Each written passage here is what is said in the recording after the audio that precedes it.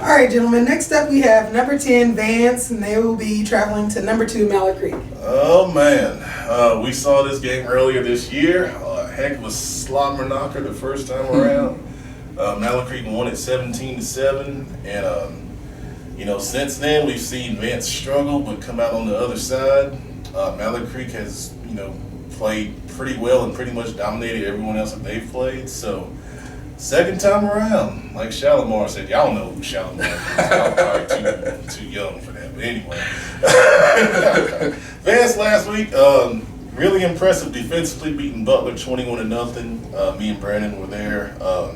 That defense, man, they were on fire. And I think, we talked about their loss to Huff. I think that might have been the elixir for what they needed to get kick-started on this playoff run because, they were just all over the field.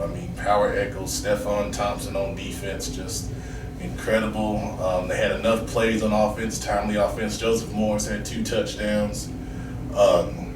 They played complementary football. They played field position, and, they got the win. Second time around, you remember from the first game, Vance was actually able to run the ball, pretty good on Mallard Creek. They had some trouble, passing, getting protection up front. So obviously that's some areas of attention that you want to look at if you Vance. If Mallard Creek, you want to get off to a faster start. They really started slow on offense. Kind of got it going second half after halftime. But you don't want to start slow. And I think the past couple of years for Mallard Creek, that's what's hurt them. In these playoff games, is a slow start. Kind of let teams hang around. They feel like they can beat you, and then they've kind of gotten upset a couple times. No, I think so. And I remember thinking, watching the video of you, talking about the preview of this game. I think that was in week 4, week 5, and you called it the game of the month, century, year. While that one may have been, I don't think you get there. I'm going to go a little more Coach Billups here. I think that first game, neither team has really been the same. I think you look at, after we actually got that film, was playing Vance the next week. So, watching that game, you saw a lot of mistakes from Mallard Creek. I don't think you've seen the rest of the year. Center snapping the ball over the head, pick 6. Some of the things that really haven't been, examples of their performance the rest of the year. I felt they played a lot cleaner, against other teams. And then even with Vance kind of playing charged up, you really didn't see that Vance team the rest of the year. To think about that game where Vance actually held a lead for a considerable portion of the game and really played well, then better in stretches than Mallard Creek did. You've seen kind of the struggles really rear their ugly head. The Mooresville game, the Lake Norman game, and while they fortunately were able to come out of those games, a lot of times you're worried, and as a coach, you're always perpetually worried about what could go wrong. And what does that mean? Does that mean we're battle tested? Does that mean we've just, had our butts too close to the fire? So I'll be curious to see the response. And I think that this game against Butler was a great start. I think we even joked and said the first team to 21 in that game was going to win that game. But, seeing that score, I felt it was appropriate. The Vance defense is battle tested. The Vance coaches on that side of the ball. Coach Hackett's been through the fire. He's been on that, the grass in Duke, as I call it, the state championship grass. So he understands what's needed to get back there. It's just hopefully offensively, the same vibe, the same urgency can be done there. Because I think this is another game where that team that gets to 17, 20 points is going to be that team to win the football game. But this is unfortunate that they have to meet at this stage, and where we couldn't swap, Vance for Reagan and have a Pinecrest, or have a Vance West Forsyth and a Reagan Mallard Creek semifinal game, but they hate Charlotte, so they won't give us that option. No. That's right.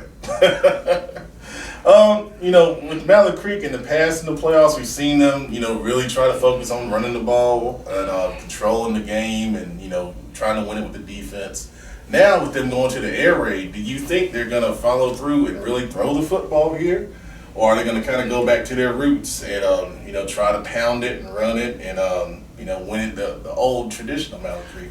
I'll be interested to see. I think always the rumors have been, swirling, in the past years that, maybe the head coach is a little more active in play calling and in these tighter games. So I think that's those first drives. You'll see how much latitude that Helms gets. I know, as a pure air raid guy, you run your offense no matter what. But those first couple drives, you'll definitely see what the mentality is. I mean, I think, of course, with the options and with the playmakers that you have outside, I mean, I'm going to give the ball to Metcalf. I'm going to give the ball to the talented receivers, your backs. I mean, you've got a plethora of options there. So how you utilize that early, I think will be interesting, because I think of note, that first game, having a pick six early to really go behind, kind of behind the eight ball in an important game may have the guys a little gun shy coming out, so they may be a little more conservative. So that'll be curious, something curious to see for that first drive of just what the mentality is and how that's, kind of aligns with their strategy going forward throughout the game. Yeah, well said. And I think the other key is the Vance offensive line.